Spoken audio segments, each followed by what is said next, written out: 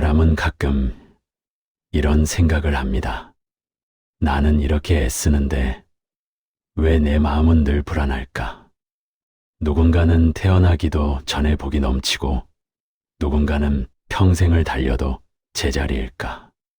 그런데요, 혹시 복이 적어서가 아니라 우리가 복을 붙잡는 방식 때문에 더 불안해지는 건 아닐까요? 오늘 들려드릴 이야기는 남의 복을 잠시 빌려 인생이 달라졌던 한 사람, 그리고 그 복을 스스로 내려놓았을 때 비로소 편안해진 한 사람의 이야기입니다. 끝까지 들으시면 내가 쥐고 있던 것이 복이었는지 업이었는지 조용히 알게 되실지도 모릅니다.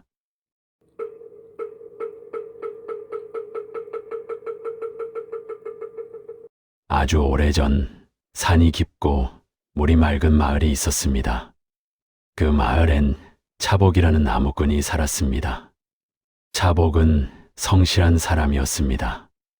날이 밝기도 전에 일어나 물 한 모금으로 배를 달래고 낡은 지게를 짊어지고 산길을 올랐습니다. 도끼를 휘두를 때마다 나무가 쓰러지는 소리가 산에 울렸고 그 소리 사이로 차복의 숨이 끊어질 듯 이어졌습니다. 그는 누구를 해치지 않았고 남의 것을 탐내지도 않았습니다. 마을 사람들이 차복은 참 착해라고 말하면 그는 어색하게 웃고 고개만 숙이곤 했지요. 그런데 세상에는 성실함만으로 해결되지 않는 일이 있습니다. 차복의 집은 늘 가난했습니다. 아내의 옷은 해마다 기워졌고 쌀독은 바닥이 보일 때가 많았습니다. 차복은 매번 다짐했습니다. 내가 더 하면 된다. 내가 더 했으면 된다. 하지만 가난이 오래되면 다짐은 어느 순간 불안이 됩니다. 불안은 사람의 마음을 조금씩 바꾸기 시작하지요.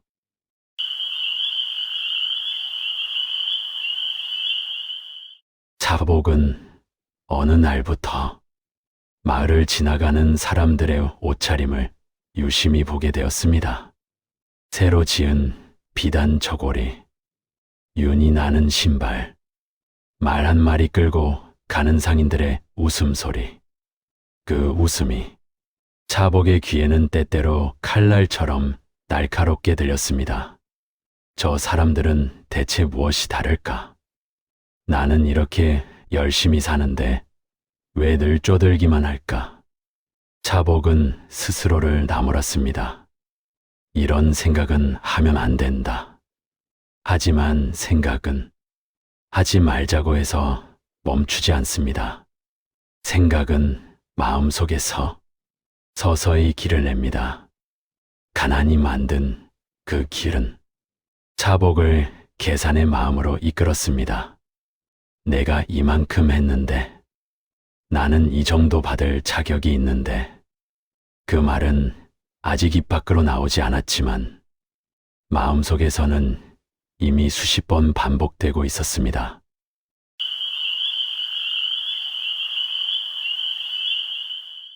거칠고 갈라진 손, 찬물에 쓸려 붉어진 손가락. 아내는 웃으며 말했지요. 괜찮아요. 당신이 성실하니 언젠가 좋아질 거예요. 그 말이 차복에게는 위로이면서도 아픔이었습니다. 차복은 그날 밤 조용히 결심했습니다. 내가 더 하자. 하루에 나무 두 짐을 지고 내려오자. 그래야 이 집이 산다. 다음 날부터 차복은 정말로 두 짐을 지었습니다. 땀이 등어리를 타고 흘러도 무릎이 떨려도 멈추지 않았습니다. 성실한 사람일수록 더 해야 한다는 마음에 쉽게 묶입니다. 그 묶임이 훗날 어떤 일을 불러올지 그때의 차복은 알지 못했습니다. 그리고 바로 그때부터였습니다. 차복의 삶에 설명할 수 없는 일이 시작된 것은요.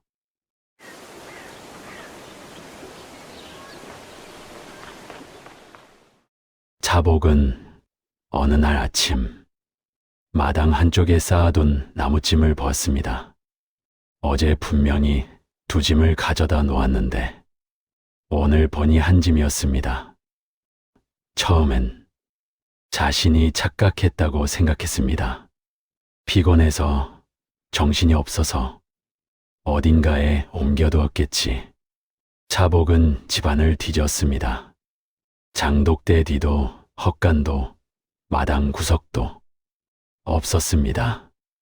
아내는 웃으며 말했습니다. 여보, 어제 당신 너무 피곤했잖아요. 한 짐만 가져왔을 수도 있죠. 차복은 억지로 고개를 끄덕였습니다. 하지만 마음 한구석이 찜찜했습니다. 며칠 뒤 또 그랬습니다. 그리고 그 다음 날도 차복은 이제 확신했습니다. 누군가 가져간다. 도둑이다. 성실한 사람에게 도둑은 단순한 손해가 아닙니다. 그건 자존심을 무너뜨리는 일이지요. 차복의 눈빛이 달라졌습니다.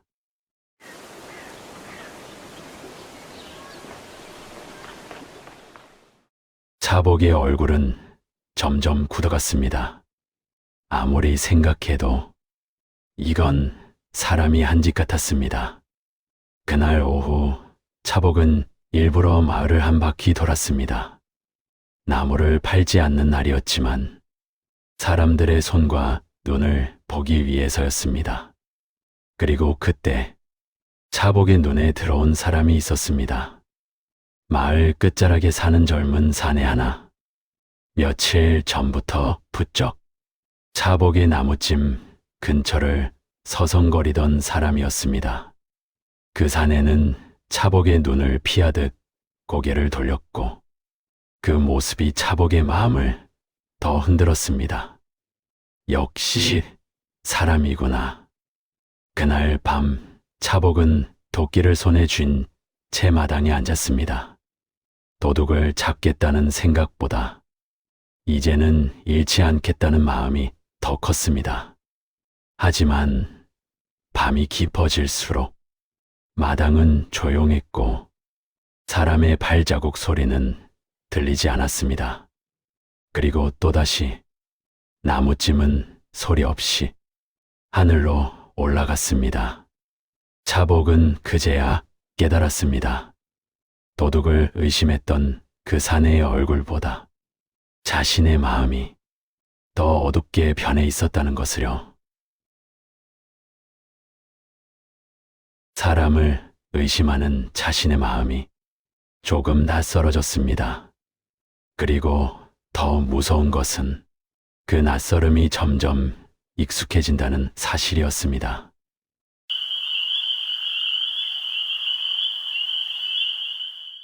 아침이 되었을 때 차복은 말이 없었습니다. 아내가 묻자 그는 대답하지 못했습니다. 설명할 수 없었으니까요. 그는 다시 산으로 올라갔지만 나무를 베면서도 손이 떨렸습니다. 내가 무슨 죄를 지었나? 내가 뭘 잘못했나?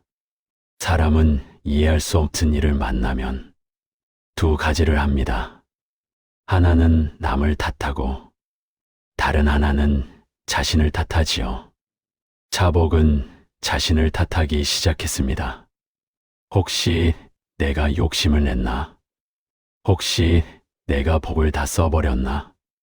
그런 생각이 그를 더 깊은 밤으로 끌고 갔습니다.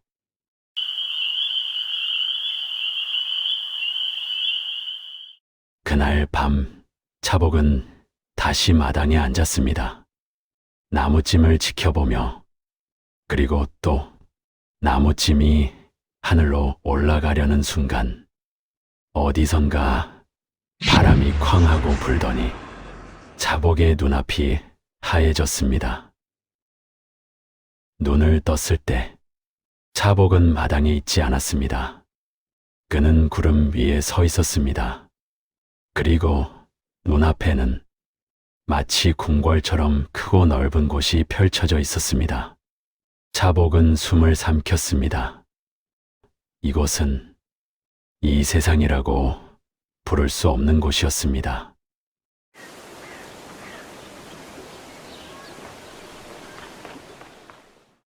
그곳 한가운데 끝이 보이지 않는 창고가 있었습니다. 창고 안에는 수없이 많은 주머니들이 걸려 있었습니다. 주머니마다 이름이 적혀 있었고 크기는 각기 달랐습니다. 어떤 주머니는 손바닥만 했고 어떤 주머니는 항아리만 했습니다. 자복은 주머니 사이를 걸으며 자기도 모르게 침을 삼켰습니다. 그는 깨달았습니다. 이게 사람들의 복이구나.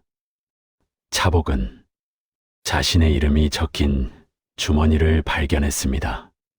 그 주머니는 아주 작았습니다. 자복의 가슴이 철렁 내려앉았습니다. 내가 이렇게 열심히 살아도 원래부터 이만큼뿐이라면 그때 자복의 마음 속에는 분노와 슬픔이 한꺼번에 밀려왔습니다. 그리고 그때였습니다. 창고의 가장 깊은 곳에서 자복의 시선을 단번에 붙잡는 거대한 주머니 하나가 보였습니다. 그 주머니는 다른 모든 주머니를 합친 것처럼 커 보였습니다. 자복이 가까이 다가가 보니 거기에는 이름이 적혀 있었습니다. 석숭. 자복은 그 이름을 처음 들었습니다. 누구지? 어디 사는 사람이지? 그러나 자복은 알게 됩니다. 그 이름은 아직 세상에 태어나지도 않은 아이의 이름이라는 것을요. 자복의 마음이 흔들렸습니다. 그 흔들림은 작았지만 그 작은 흔들림이 사람을 어디까지 끌고 가는지 우리는 잘 압니다. 자복은 그 거대한 복주머니 앞에서 오래 서 있었습니다. 저 아이는 아직 태어나지도 않았는데 그 복이 이렇게 많단 말인가. 자복 마음 속에 한 목소리가 올라왔습니다. 나도 조금만. 하지만 동시에 또 다른 목소리도 있었습니다. 안 된다. 그건 남의 것이다. 자복은 갈등했습니다. 그리고 결국 그는 빼앗겠다가 아니라 빌려달라고 말합니다. 아기는 빼앗습니다. 그러나 흔들리는 평범한 사람은 스스로를 변명하며 빌립니다. 자복은 아마 이렇게 생각했을 겁니다. 나는 나쁜 사람이 아니야. 잠시만 빌릴 뿐이야. 그리고 마침내 하늘은 그에게 허락합니다. 7살까지.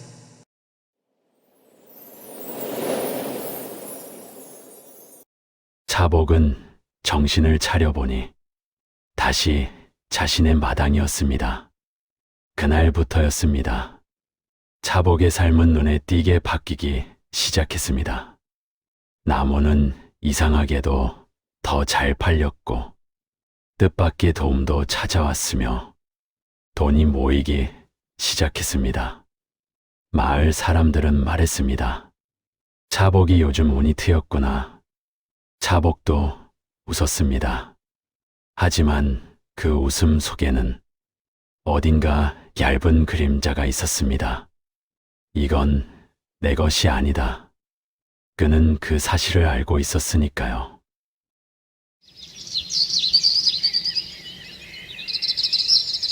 차복의 집이 달라지자 마을의 공기도 달라졌습니다.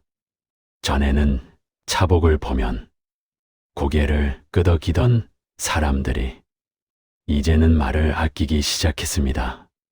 차복이 요즘 나무가 잘 팔린다더라. 뭔가 숨기는 게 있는 거 아냐? 원래 저렇게 될 사람이었나? 말들은 차복의 귀에 직접 닿지 않았지만 공기처럼 집 안으로 스며들었습니다. 어느 날 차복은 장터에서 나무 값을 흥정하던 중 낯선 시선을 느꼈습니다. 누군가는 웃고 있었고 누군가는 고개를 돌렸습니다. 차복은 그제야 알았습니다. 가난할 때는 보이지 않던 것들이 부자가 되자 보이기 시작한다는 것을요. 그날 밤 차복은 아내에게 묻습니다. 사람들이 나를 어떻게 볼까? 아내는 잠시 바느질을 멈추고 고개를 들지 않은 채 말합니다. 그게 중요한가요? 차복은 대답하지 못했습니다. 중요하지 않아야 했지만 이미 중요해지고 있었기 때문입니다. 복이 많아질수록 차복의 마음은 더 자주 흔들렸습니다.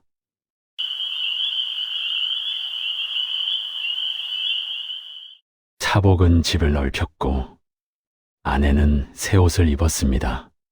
쌀독은 가득 찼고 웃음소리가 집안에 오래 머물렀습니다.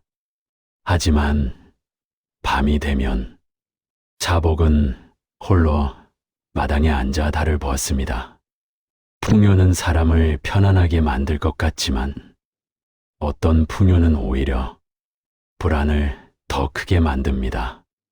왜냐하면 그 풍요가 내 것이 아니라는 걸 마음이 알기 때문입니다. 차복은 종종 자신이 웃을 때마다 어딘가에 빚을 지는 기분을 느꼈습니다. 나는 왜 이렇게 불안하지? 이렇게 되었는데도 왜 마음이 가볍지 않지? 그 질문이 차복을 조금씩 갉아먹었습니다.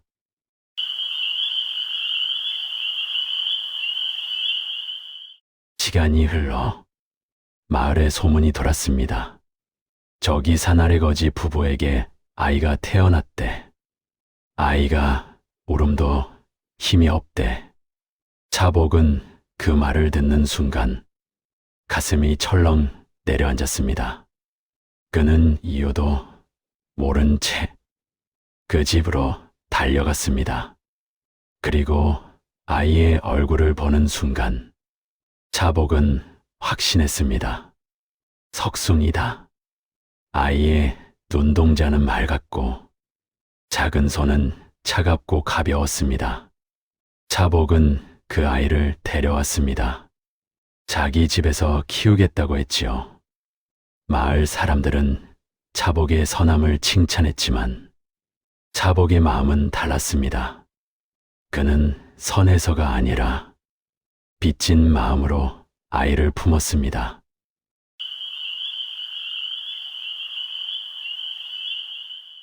석숭은 빠르게 자랐습니다. 아이는 웃을 때마다 집안이 환해졌고 아내의 얼굴에도 생기가 돌았습니다. 하지만 차복의 마음은 가벼워지지 않았습니다. 아이의 웃음소리가 커질수록 차복은 시간을 들었습니다. 7살까지 그 말이 계속 차복의 머리 위로 매일 조금씩 내려앉았습니다. 복은 여전했지만 차복은 행복하지 않았습니다. 그는 점점 내가 잘 살고 있나가 아니라 곧 잃게 될 것들을 생각했습니다. 사람이 붙잡고 있을 때 이미 잃고 있는 것입니다.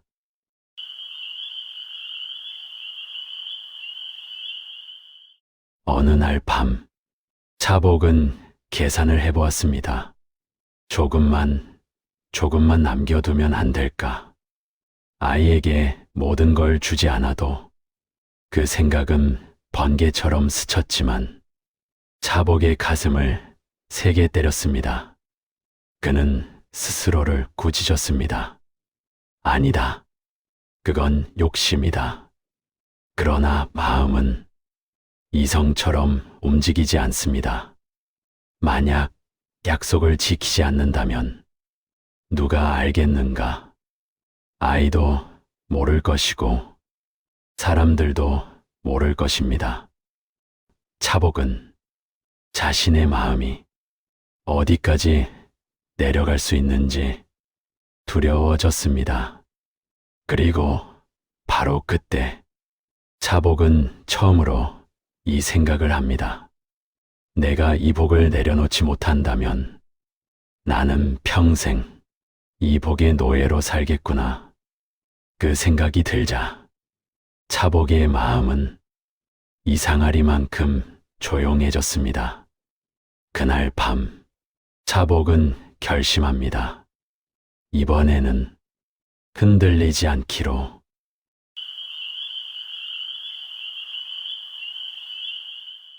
차복은 아내와 아이가 잠든 뒤 마당에 홀로 앉았습니다. 하늘은 맑았고 별은 조용히 빛났습니다. 차복은 그동안 자신이 쌓아온 것들을 떠올렸습니다. 집, 돈, 명예, 사람들이 보내는 존경의 시선. 그는 스스로에게 묻습니다. 내가 이걸 원했나? 아니면 이걸 잃지 않으려고 애쓴 건가? 차복은 길게 숨을 내쉬고 마침내 결심합니다. 돌려주자. 내 것이 아니다. 내 것이 아닌 것을 내 것처럼 살지 말자. 다음 날 차복은 모든 재산을 정리해 석숭에게 넘깁니다. 그 장면은 화려하지 않았습니다. 눈물도 과장되지 않았습니다. 오히려 아주 조용했습니다. 조용한 것이 진짜 내려놓음이기 때문입니다.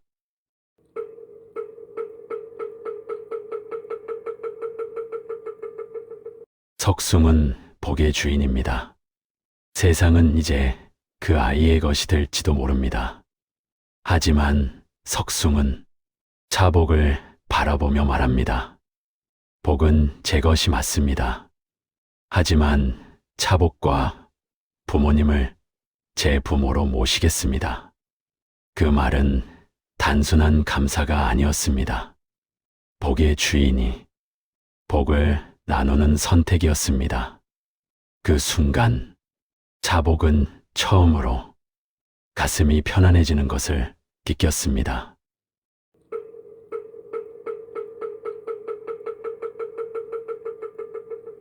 부처님은 말씀하셨습니다. 복을 쌓지 말라 하지 않으셨습니다.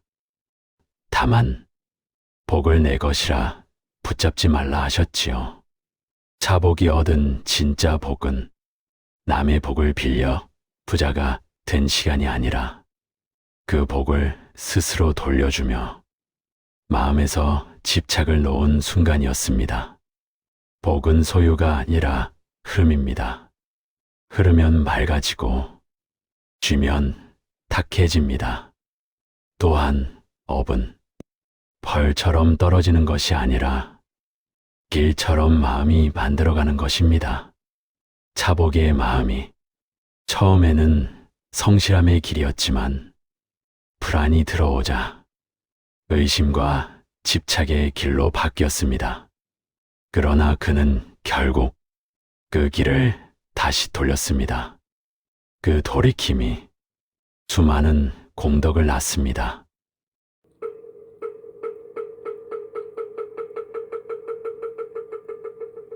혹시 지금 당신이 불안한 이유도 복이 모자라서가 아니라 복을 놓칠까봐 계속 붙잡고 있기 때문은 아닐까요? 오늘은 한번 조용히 자문해 보시기 바랍니다. 나는 복을 살고 있나? 복을 붙잡고 있나?